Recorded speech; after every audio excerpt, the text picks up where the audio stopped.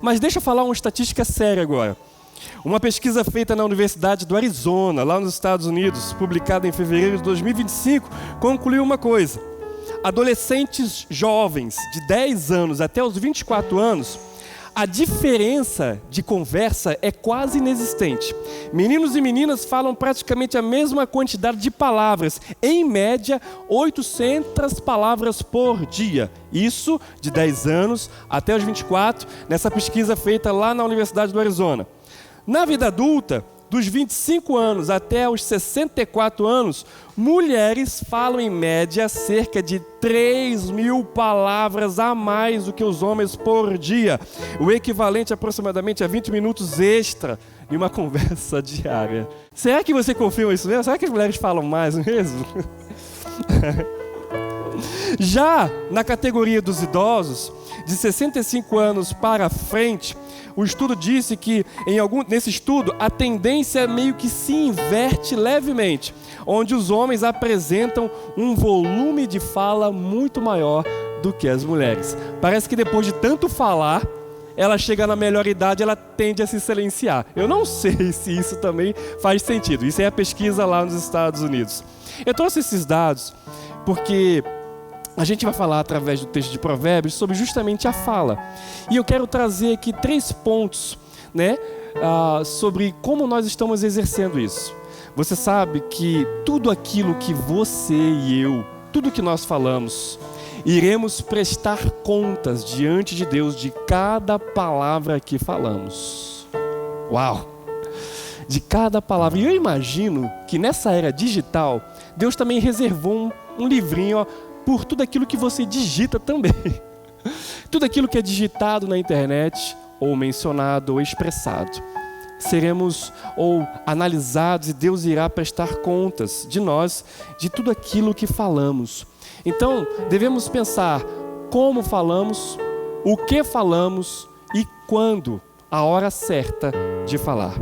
Provérbios nos ensina que a vida e a morte não estão apenas na língua ou no que digitamos, mas na intencionalidade de como a usamos. Isso é importante. A Bíblia já diz, Provérbios já fala, que a língua é um órgão tão pequenininho, mas pode inflamar morte e tristeza e destruição em muitos lugares. Inclusive na sua própria vida, na vida de pessoas ao seu redor, na vida de seus amigos de trabalho. O que você fala, como fala, da forma como você fala, você pode prejudicar a vida de muita gente, a história de muita gente. Quantos filhos hoje são complexados? Quantos filhos hoje cresceram e são traumatizados por causa de palavras e de maldições projetadas dos pais? Principalmente na era mais antiga, eu conto e vejo um pouco a história, conversando com a minha mãe, como é que era o pai dela, o meu bisavô, e eram pessoas assim muito chucras, que falavam coisas muito pesadas, e aquelas palavras que são tão pesadas que vai vindo de pai para filho, e depois vai para neto, e vai... Alguém tem que parar. Essa maldição da fala tem que ser quebrada. E quando Jesus entra, Ele quebra tudo, em nome de Jesus. Ele quebra toda a maldição, tudo aquilo que foi projetado, tudo aquilo que foi falado de maldição é quebrado. E se você que está aqui, se você na sua história de vida, de repente algum parente, mãe, pai, alguém falou ou projetou palavras de maldição para você, eu quero dizer para você em nome de Jesus, que você perdoe e que você quebre isso em nome de Jesus, que essas palavras que foram colocadas para muitos, talvez para você, que possa ter modelado que está modelando o seu presente, seja quebrada agora em nome de Jesus, e que você seja livre, como falamos lá no início do culto, livre para poder desfrutar a liberdade do Senhor. Quantas mães às vezes chegam para os filhos e chamam de burros, de ignorantes, que você não presta, de que você não será bem sucedido, de que você não vale nada. Quantos fazem isso? Quantas vezes você pode, talvez, na raiva, olhar para sua esposa, ou a esposa olhar para o marido e falar: você é feia, você está horrível, você parece isso, você parece aquilo. São palavras que são soltadas, que machucam o coração das pessoas, que quebram, que tiram o vínculo de amor. Não, que cada palavra que sair dos nossos lábios precisa ser temperada com o amor, para poder gerar vida e não morte. Vida e não morte. Quando Isaías, eu lembro sempre de Isaías, quando fala de língua, de fala, porque quando eu olho Isaías, quem já leu o livro de Isaías aqui, o profeta Isaías? Se você ler o profeta Isaías no capítulo 1, você vai ver o profeta que era um sacerdote, e ele falando de Israel está em pecado, o povo é pecador, o povo é isso, o povo é aquilo. E aí no capítulo 12 ele faz a mesma coisa, o povo é isso, o povo é aquilo, é pecador. E no capítulo 3, no capítulo 4, no capítulo 5, mas aí no capítulo 6 acontece uma coisa. No capítulo 6, ele entra dentro do templo e ele se encontra com a presença gloriosa do Senhor. E aí ele se quebranta diante do Senhor. E ele, ao se quebrantar diante do Senhor, o texto diz que um anjo pega ali com uma tenaz, uma brasa viva do altar. E quando pega, ele toca onde? Onde toca?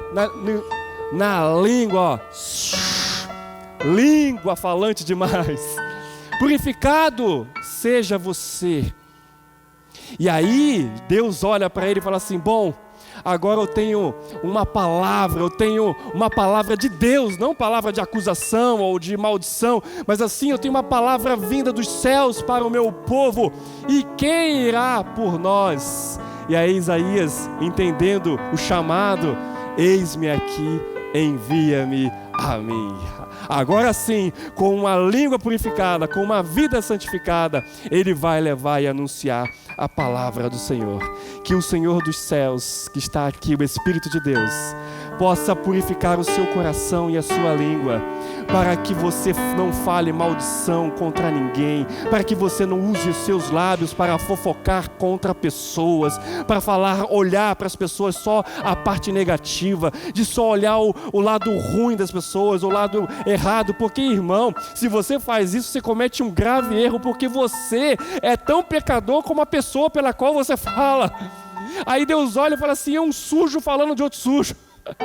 Todos carecemos, todos precisamos da misericórdia de Deus, mas que ao falar, você purifique o seu coração e que você sempre esteja com essa mentalidade, que os meus lábios sejam para glorificar a Deus, a adorar a Deus. Quando eu olhar para o meu irmão, eu vou sempre olhar aquilo que Deus fez por ele, eu vou sempre olhar aquilo que Jesus fez por ele na cruz. E essa pessoa que é tão linda, que está à sua volta aí, meu irmão, essa pessoa que está junto contigo agora, adorando a Deus, ou na sua casa, ou no seu trabalho, que você sempre tenha esse olhar celestial.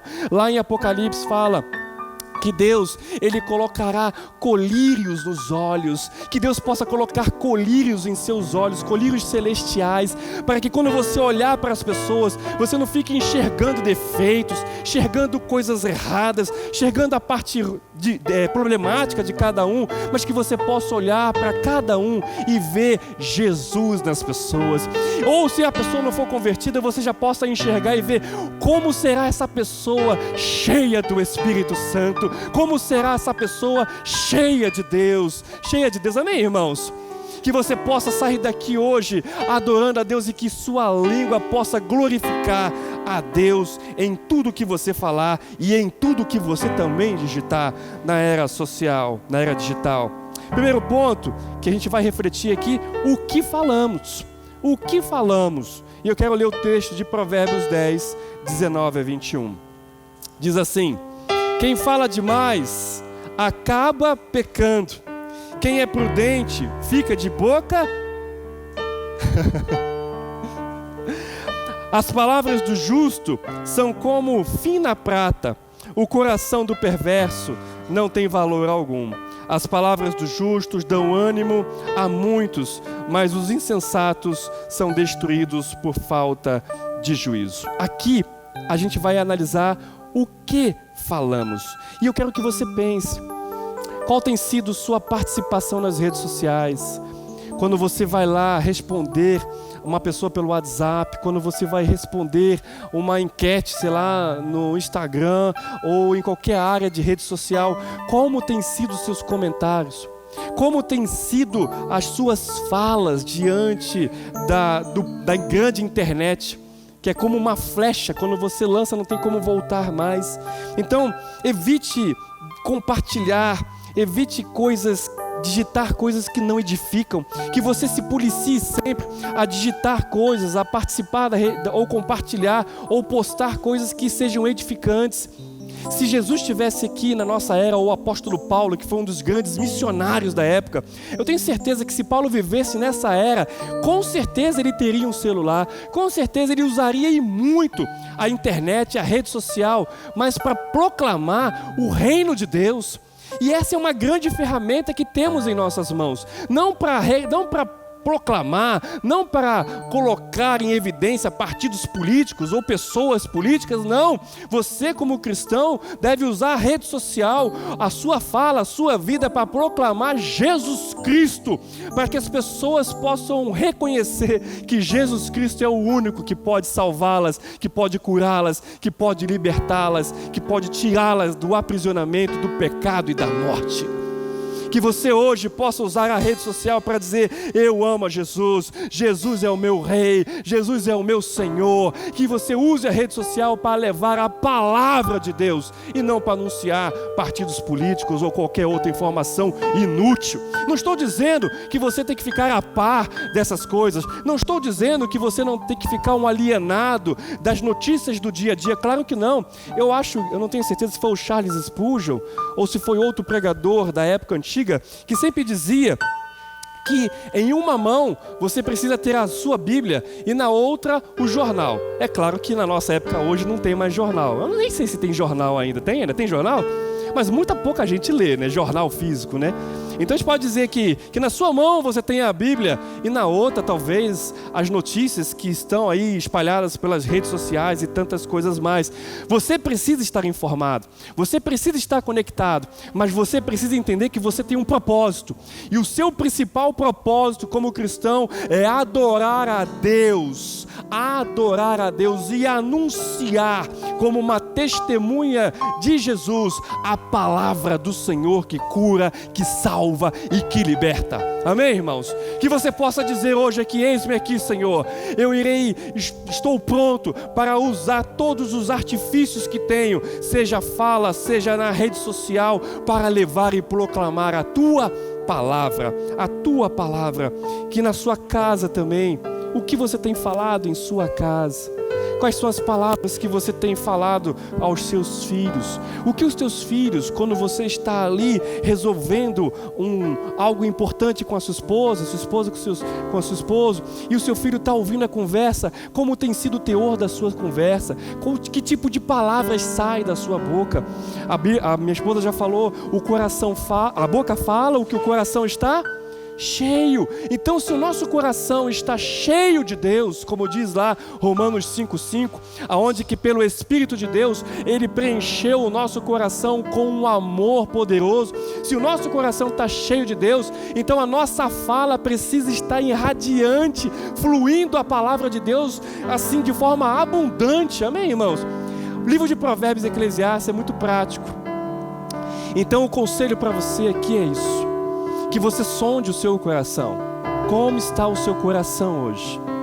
Eu quero dar uma pausa aqui agora. Como está o seu coração? Porque não adianta, não vai ser pelas suas forças. Você pode ouvir e me entender, mas se você não clamar e pedir: Espírito de Deus, encha o meu coração do teu amor, enche o meu coração da tua presença. Se você não fizer isso, você não vai conseguir por você mesmo glorificar a Deus pelas suas palavras. Você vai cair no erro toda hora. Quando você menos perceber, você vai estar falando mal de alguém.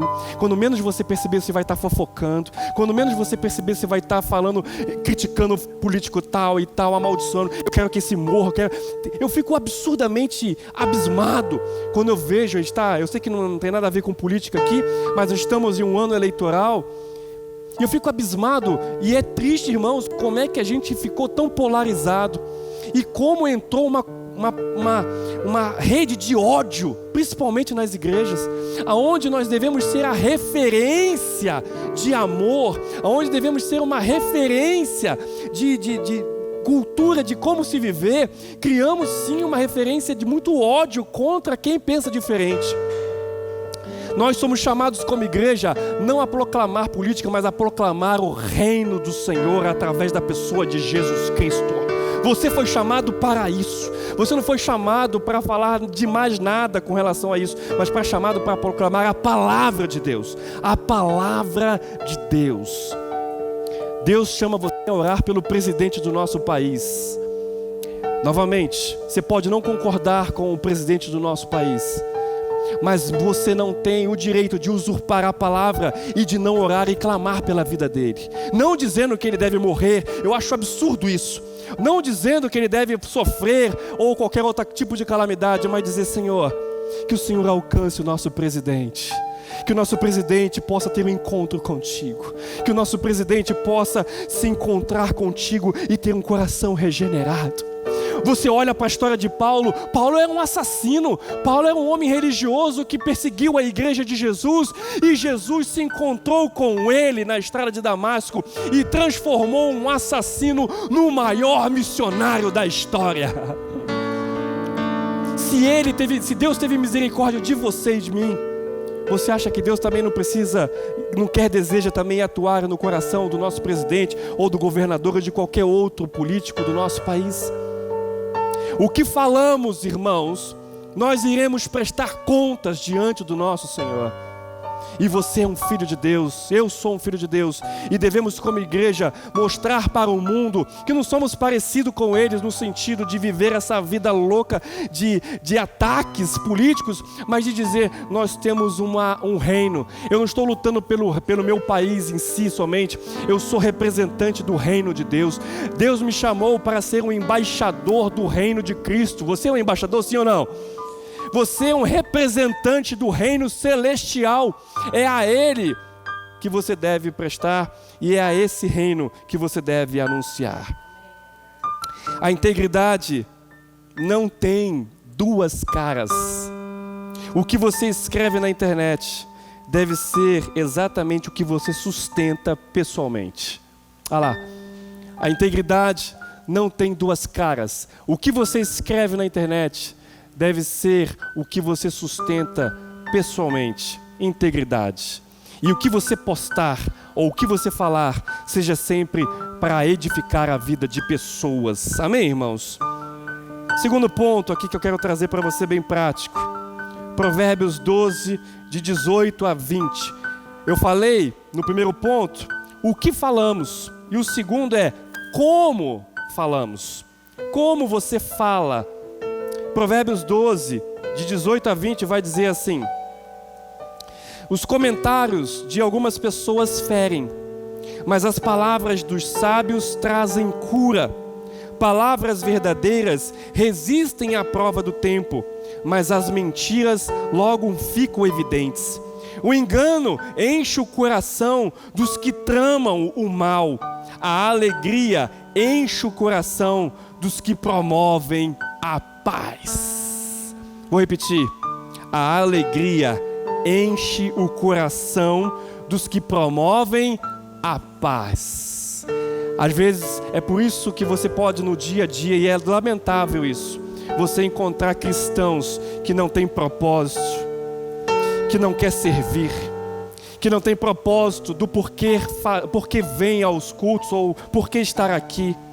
E às vezes um cristão sem propósito, sem direção, perdido, falando coisas que não são do reino, mais coisas que são deste mundo, eles perdem essa alegria.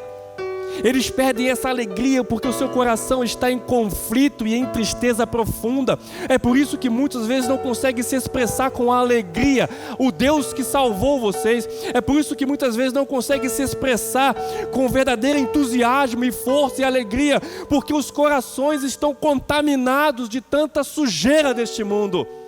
Em nome de Jesus, meu amado, se você está aqui e se você percebe que o seu coração está assim, clame a Deus e diga: Senhor, purifica o meu coração, ajude-me a limpar o meu ser, para que, como eu falo, seja para a glória do teu nome.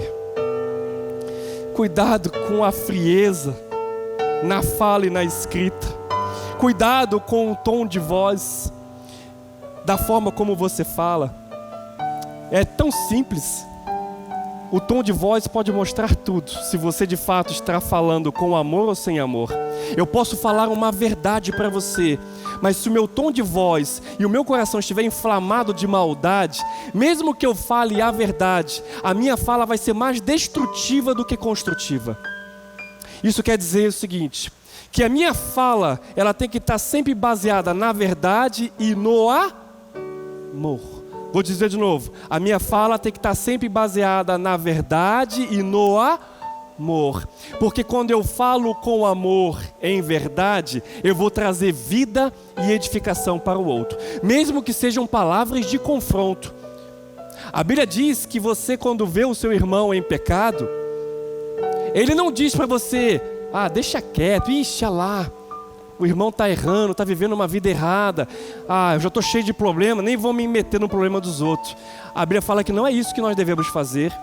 A Bíblia fala que se eu vejo um irmão que está se afastando, que está cometendo erros, que ele está se desviando do caminho, eu devo orar a Deus e pedir sabedoria para isso. Me encontrar com o meu irmão e confrontá-lo em amor e em verdade. Porque quando alguém fala para você em amor e em verdade, mesmo que sejam palavras difíceis de se ouvir, você vai perceber que a pessoa não está querendo destruir você, ela está querendo levantar você. Isso já aconteceu com você, sim ou não? Comigo já. É claro que ser confrontado não é gostoso. Ninguém gosta de ser confrontado. Mas é muito bom quando você encontra um amigo de verdade, que quando vê que você está desviando do caminho, ela não deixa você de lado. Ela te busca e fala, meu irmão, eu te amo demais, é por isso que eu te amo, eu vou falar uma verdade para você. Isso não está certo. Arrependa-se, mude de caminho, porque Deus te ama e Deus quer te conduzir a um caminho de excelência. Então, o tom que falamos precisa sempre ser em verdade e em amor. A verdade sem amor é cruel. Próxima frase, Renato, ali ó.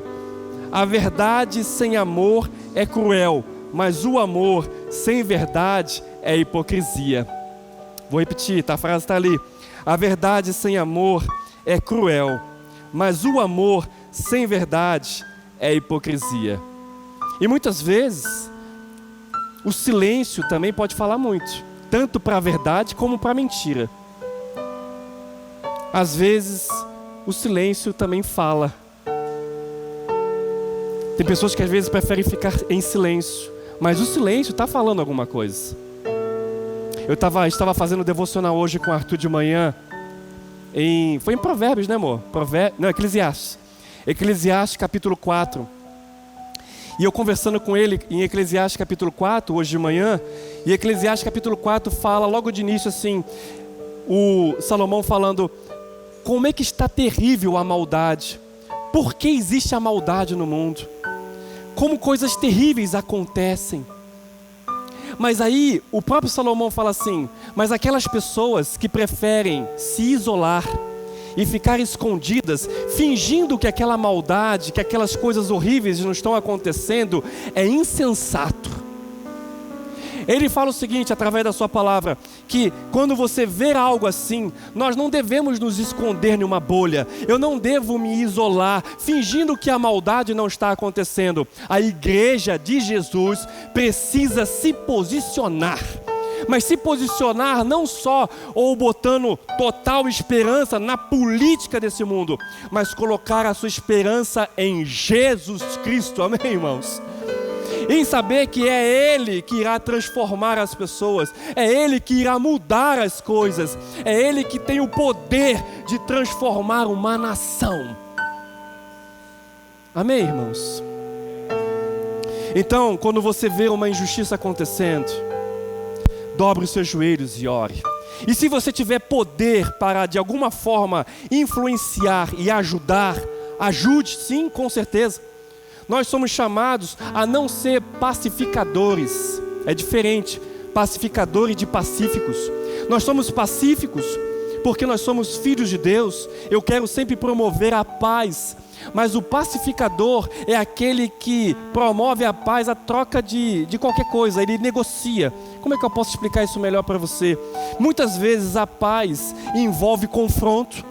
Quando você vê, por exemplo, uma família, talvez ali, ou um casal vizinho seu que está ali em briga, em discussão, quase ali se pegando, você pode muito bem se ausentar, mas se você crê que você tem participação e pode mudar a história daquela família, você vai atuar ali. Nós somos chamados para ser agente de justiça. Então, quando você estiver e ver as coisas erradas que acontecem, se posicione. E eu falando para o meu filho, quando a gente vê essas coisas terríveis deste mundo, nós somos chamados a não se isolar, mas a se posicionar, Que você fale, que a sua fala seja graciosa, que você seja manso, mas firme, e que a sua fala seja temperada de graça e muito amor. De graça e muito amor. Não só no que você fala, mas também naquilo que você digita nas redes sociais. Terceiro ponto, para finalizar. Quando falar. Terceiro ponto é o quando. O quando falar. Provérbios 18, de 20 a 21. Diz assim: as palavras sábias saciam como uma boa refeição. As palavras certas dão satisfação. A língua tem poder para trazer morte ou vida. Quem gosta de falar arcará com as consequências. Então, nesse quando falar, é a sabedoria que o Espírito de Deus dá a você, de você identificar a hora certa de falar algo. Por exemplo, imagine que você está em família e você está passeando na casa de um amigo e você leva seus filhos. Eu tenho meu filho de 10 anos, e meu filho de 10 anos também está super elétrico, e você que tem filho pequeno, você sabe como é isso. Às vezes você vai na casa de alguém e você espera que os seus filhos sejam o mais santos possíveis, que não façam bagunça, que não façam nada, mas é criança. Criança é criança.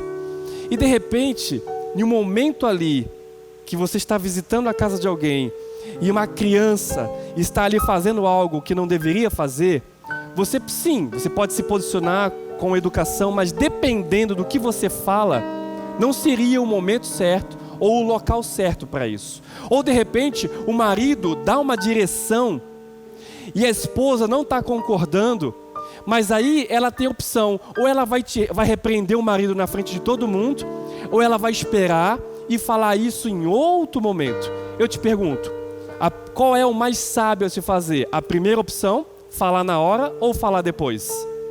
Depois, mesmo que a esposa ou o marido não concorde com aquilo que foi feito naquele momento.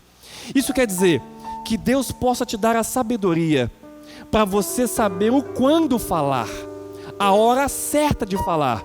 Porque você pode falar uma coisa certa, mas na hora errada, e o resultado ser totalmente diferente do que você espera. Que você possa muito bem ter a sabedoria para poder identificar algo. Opa, peraí meu bem, não era bem isso que a gente combinou. Mas se você está no meio de outras pessoas, aguente firme, não fale nada. Espere chegar em casa, e quando chegar em casa, meu amor, você falou aquilo lá, ou você fez aquilo lá, não foi aquilo que a gente combinou.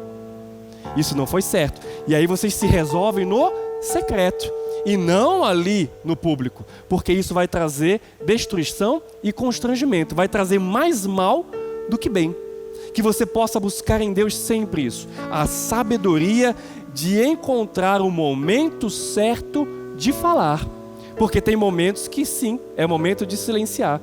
Quando alguém está falando mal de você, quando alguém está te caluniando, sim, talvez você sinta aquela vontade terrível de retrucar, de responder. Se atacou uma pedra, eu vou devolver 2, 3 e mais 4. Mas talvez seja o momento de você silenciar e somente orar. Você precisa identificar no seu dia a dia, através do Espírito de Deus que concede sabedoria para você, a hora certa de falar. Isso não só no tete-a-tete pessoal, mas também nas redes sociais. Tem mensagens ou tem notícias que, se você for comentar, meu irmão, é o que justamente a pessoa quer. Eu vou dizer uma coisa para você. Tem pessoas que não são cristãs, que infelizmente acaba sendo usado pelo Satanás, que vai colocar notícias dentro da sua rede social, e é de propósito, são coisas assim absurdas que vão falar. Por quê? Vai chegar a ser o teu ponto para você comentar, e é exatamente isso que eles querem. Porque quando eles colocam aqueles absurdos na internet, e você não aguenta e quer comentar, é exatamente aquilo que ele quer. Por quê? Porque ele quer engajamento. Ele quer aumentar o seu Instagram ou o número de seus seguidores. Quanto mais pessoas comentam, mesmo que seja coisas negativas, mais visualização ele vai ter e mais seguidores também terá. Você caiu na armadilha dele, de comentar aquilo que você talvez não deveria nem comentar. Então, cuidado com a sua rede social, cuidado com as suas conversas, que você tenha sabedoria de Deus para falar a forma certa, para falar as palavras certas e para falar também na hora certa. Sabedoria não é ter uma resposta para tudo, é ter discernimento de quando não dizer nada. Amém, irmãos? Essa palavra é uma palavra prática. Essa série de mensagens em Provérbios é um ensinamento muito prático para a sua igreja, para nós. Que você possa entender isso e que você possa buscar em Deus a hora certa de falar, o como falar e quais são as suas palavras que saem de sua boca. Que o Espírito de Deus purifique o seu coração. Que o Espírito de Deus purifique e te dê sabedoria para você saber a hora certa e o que falar. Que suas palavras sejam palavras de bênção. Que suas palavras sejam palavras de amor. Que quando você olhar para as pessoas, você possa falar como você é maravilhoso. Como, mas aquela pessoa cometeu tantos erros, mas eu consigo enxergar Deus nela, eu consigo ver qualidades nessa pessoa, porque eu também sou defeituoso, eu também tenho problemas também. Que as nossas palavras venham a edificar, que a sua palavra venha a trazer vida e não morte. Amém, Jesus? Vamos ficar de pé e vamos orar? Antes de falar algo importante, se pergunte: é verdade? É bom? É necessário dizer isso agora? Obrigado. Para memorizar, vou de novo. Conclusão: nossa comunicação é termômetro de nossa vida espiritual. Obrigado. Nossa comunicação é o termômetro de nossa vida espiritual. De fato, a forma como você fala e o que você fala, seja das pessoas, ou seja das situações, ou da sua igreja, ou de qualquer outra coisa, isso mostra como está a sua vida espiritual. E em nome de Jesus, a minha oração é que você seja cheio do Espírito Santo e que as pessoas possam olhar em você uma pessoa que tenha palavras de vida e não de morte.